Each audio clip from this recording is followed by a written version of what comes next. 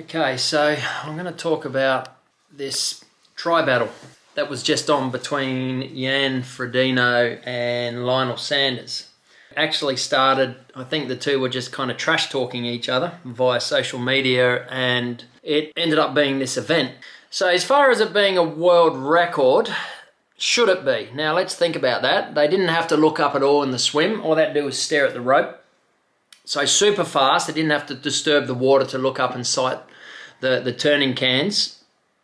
They then came out of the water, in a wetsuit of course, out of the water and ran about 100 steps straight to their bikes, jumped on their bikes and literally rode out of the rack down a ramp that they'd made.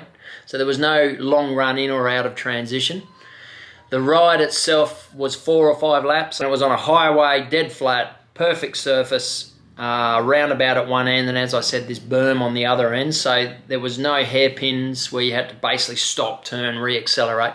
And the run, someone grabbed their bike, they sat down, put their shoes on and bang into the run, so zero transition. So should it be a world record? I'm not sure. When they broke the 2-hour marathon, it wasn't considered a real world record because he had paces and all these other things. Maybe it should be something like that, but it was sanctioned by German Triathlon.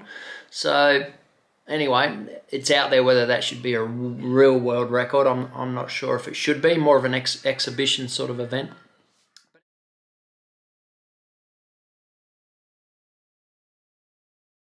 So let's talk about the event. It was set up as a battle between the two kings, as they called them, and also could the world record be broken? And it was. So Frodeno obviously got the upper hand of dear old Sanders, which he was always going to, and he did it in 7:27, so broke his own world record by about 8 minutes. Lionel ended up doing 7:43, which was also a PB for him. So well done to Lionel. Now the reality is he was never going to beat Jan.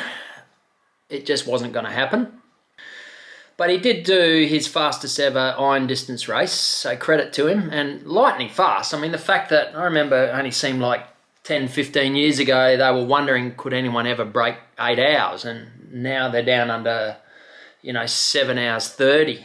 So it's pretty ridiculous what they're doing. So let's break down the race. The swim was wetsuit. They had curved corners. And of course, Jan put 5 minutes into Sanders. Now, Sanders probably had his best swim ever, just over 50 minutes. So, probably 5 years ago, he'd be lucky to break an hour. So he's really worked on his swim.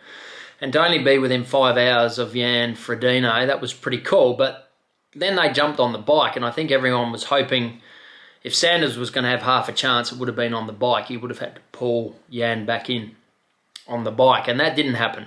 He actually lost another 5 minutes. So when they got off the bike, he was 10 minutes down. I think he underestimated the power of Frodeno. He's a machine, that man, and he averaged, I think, 45 kilometres an hour for the bike. So sub 4 hour for 180k is just phenomenal and blows my mind. Now the run itself, Frodeno had a cool wipeout on one of the corners on the wet carpet. He looked pretty sore there. For a moment there, I thought, oh my God, he's not gonna be able to continue running, but he managed to, and I think his pace slowed significantly from there. I think his marathon was 2:44. I heard a commentator say the beauty and the beast, and that was beautifully said, because Sanders, how he moves forward in any of the 3 disciplines is a miracle. If they did it again, who would they use? Now, Frodeno, obviously.